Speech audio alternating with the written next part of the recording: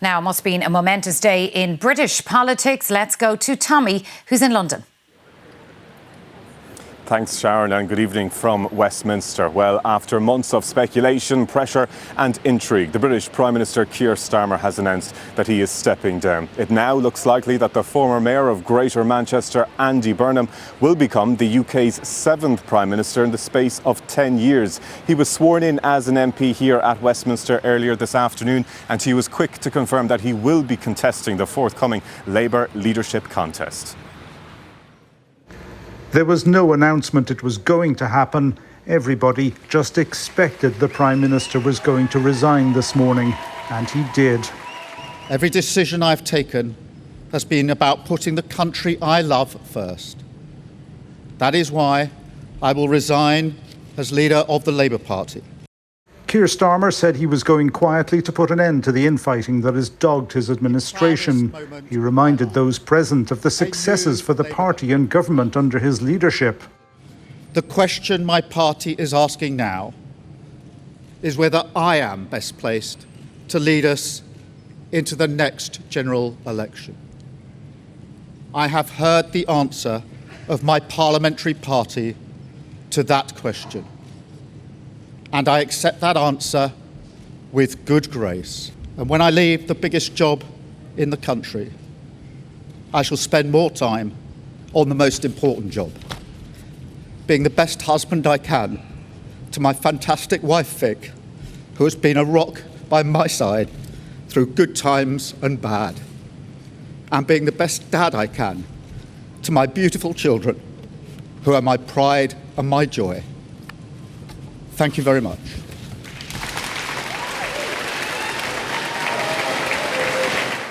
Politics is a cruel business, deeply personal and wounding. Family is sanctuary. Meanwhile, Mr Starmer's presumptive successor, Andy Burnham, travelled to London by train and declared his intention to stand in the leadership election.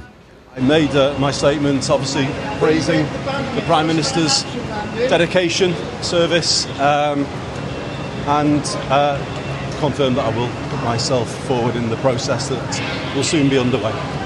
His big rival, Wes Streeting, said he was now backing Mr Burnham. And Andy Burnham, with his campaign in Makefield, won back a part of the country that only weeks ago had overwhelmingly rejected Labour, which shows that if Labour changes, we can still win. I think Andy is the person to lead us to do that. But not everyone wants a Prime Minister by coronation. Reform wants a general election. You cannot have a coronation of someone that most of the country has barely heard of, doesn't know, no idea what he stands for. I mean, we call him King of the U-turn, Captain Flip-Flop. We now come to Andy Burnham, member for Makefield.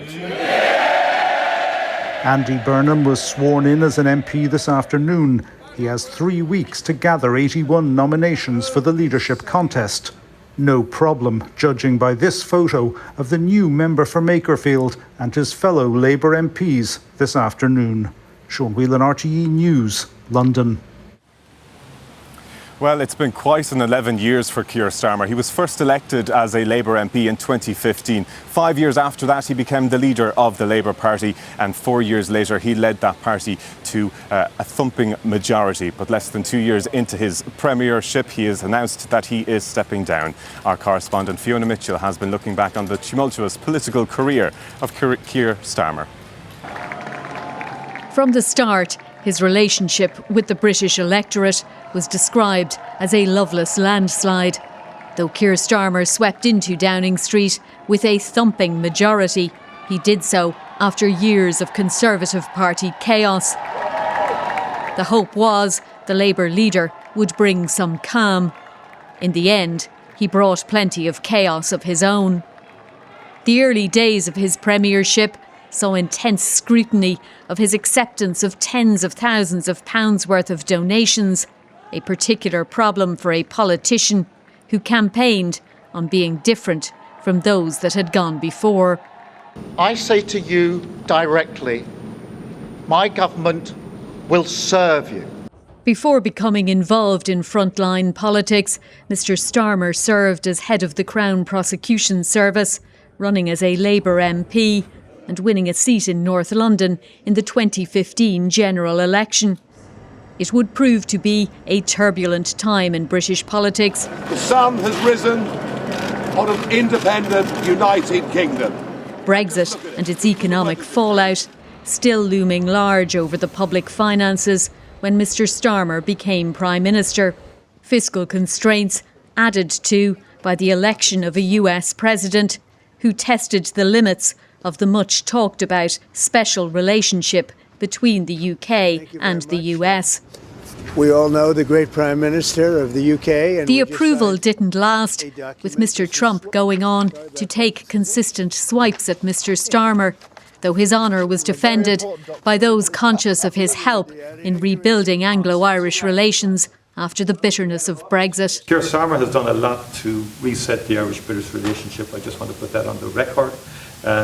But I do believe that he's a very earnest, sound person who I think you have a capacity to get on with. But a growing reputation for U-turns on major policies, alongside serious questions about his judgment in appointing Peter Mandelson US ambassador, only to have to fire him a short time later because of Mr Mandelson's links to Jeffrey Epstein, heaped further pressure on Mr Starmer.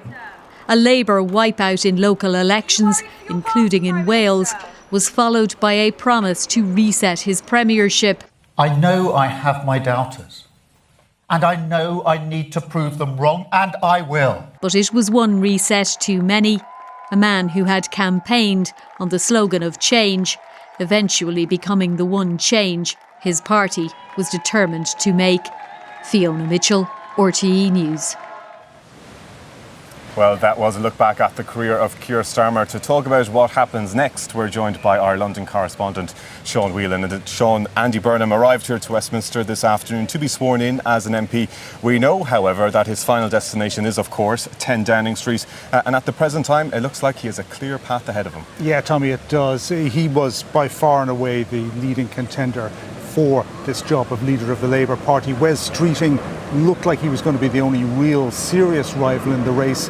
But the rumours that have been in the air for the past week that the two had a meeting up in Makerfield before the vote in the by-election there to come to some kind of concord, that seems to have come to pass, because Wes Streeting came out this afternoon and said, I'm backing Andy Burnham in this race. I want to see him as the leader of the party. I think he can bring about the kind of change that we in the Parliamentary Party want.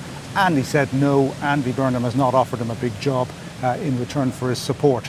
We'll wait and see on that one, but it does look like the way is clear for him. And that photograph that I ended my report with tonight, where there was what looked like about half the Parliamentary Party in there, about 200 out of the 400 odd MPs. He only needs 81 of them to be formally nominated, but it looks like massive support. Angela Rayner, one of the people who was also mentioned as a potential contender, was to the front of that crowd as well. So they are pretty much solidly behind him, and they want to avoid a contest in the party, really.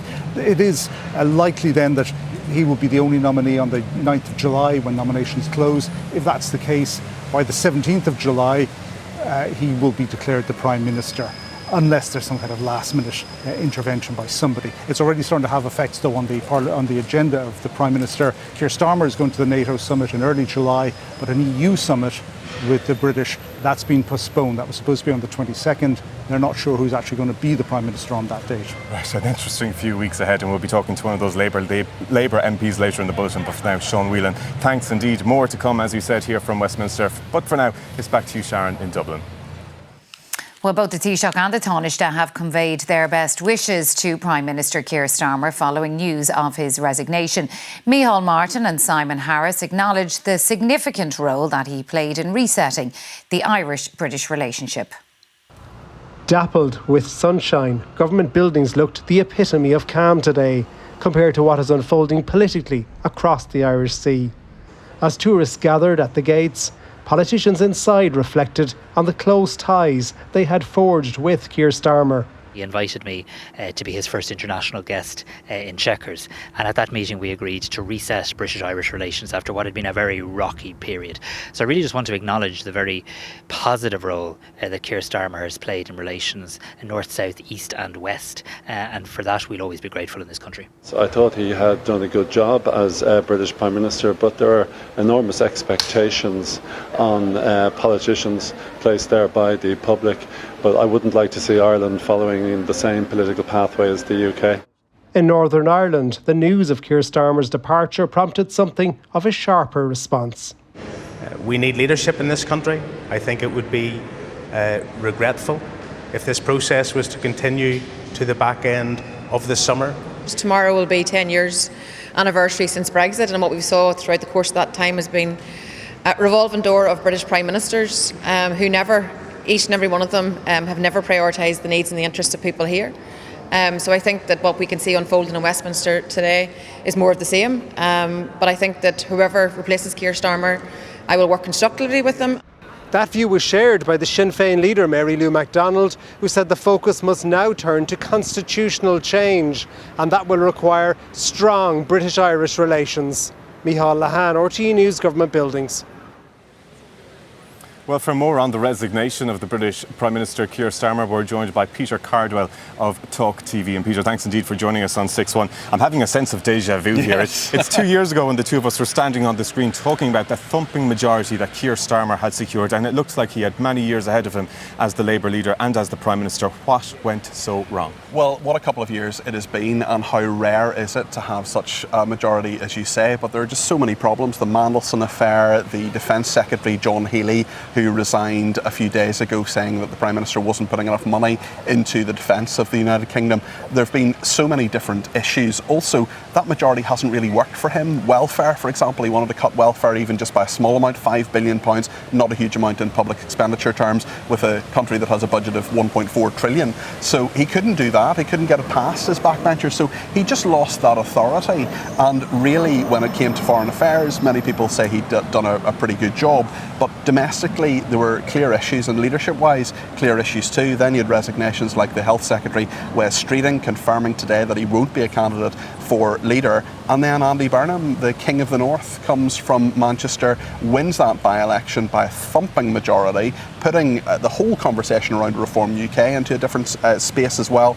And here we are, probably Andy Burnham, almost certainly Andy Burnham becoming Prime Minister of the United Kingdom in a few weeks' time. But it begs the question, what is Andy Burnham going to do different? Because he will have to stick largely to the manifesto, one would assume. Otherwise there will be calls for another election, and few would want that, I'd imagine. Well, indeed, I'm sure Reform UK would love it, but and maybe the Conservatives too, but in Labour it's not going to happen. There are so many different MPs who would be very worried about their jobs in that case. Certainly with Andy Burnham, people don't really know what he thinks about a lot of things. He said so little on defence, for example, on that problem with defence. Also, when it comes to foreign affairs in general, he's untested in that regard. He's been around a long time, but there's a lot we don't know about him. He is a real pragmatist, though, but the fact that a conversation is even being had about who his Chancellor is going to be, is it going to be a pretty left-wing Ed Miliband focusing on net zero and energy, or would it be a reasonably right-wing for the Labour Party anyway? Someone like Wes Streeting, who could do more difficult things with welfare. So there's a lot we don't know about Andy Burnham. A lot of people are projecting what they want on him at the moment, but certainly he can't deviate too much from the manifesto. Then again, as we said 2 years ago, Tommy, that manifesto was pretty thin, so actually there'll be a lot of creativity. It's going to be an interesting few days and weeks ahead. Peter Cardwell of Talk TV, thanks indeed for joining us on 6-1. More to come from Westminster later in the bulletin, but for now, Sharon, it's back to you in Dublin. Now for more on what's happening in London, we can go over to Tommy, who's at Westminster. Thanks, Sharon, and good evening from Westminster. Well, for more on the resignation of Keir Starmer earlier today, we're joined by Labour MP and President of the Irish Labour Society, Liam Conlon. Liam, thanks indeed for joining us on 6-1. 2 years ago, when Labour won that thumping majority, Keir Starmer promised to put country before party. He promised a government of service. And yes, it looks as though you're now set for the 7th Prime Minister in the space of 10 years. It looks as though Labour broke that promise. So I think, firstly, it's important to pay respect to Keir for his achievements. He's led our party now for 6 years, including 2 of them as Prime Minister, has taken us from opposition to government for the first 14 years and has delivered lots of really good things in that 2-year period. But as the Prime Minister said this morning in his resignation speech, This is about putting country before party and anything else. We can't get away from the fact that last month we had some of the worst ever local election results in the history of the Labour Party, including in Wales and Scotland and heartlands in the Red Wall in the north of England. Really devastating results. And it's important that we listen to the public when they give us a clear message. And they're telling us that they want fresh impetus on the issues that matter to them, including the cost of living and much more. And Andy has shown us last week, with a thumping win in Makerfield, that he's got the ability to connect with those voters and has a track record in delivering change. But some are, I suppose, uncertain about what his policies may be, and perhaps there's a bit of vagueness around that. But just in terms of the Irish perspective, as we say, you're president of the Irish Labour Society. I mean, the view in the Irish government was that Keir Starmer was a game changer in terms of British-Irish relations. The Prime Minister spoke to us in an interview about a year ago, and he said that for him it wasn't just political, it was personal in terms of the British-Irish relationship for him. Is all that gone now? Has Ireland lost a friend in Downing Street?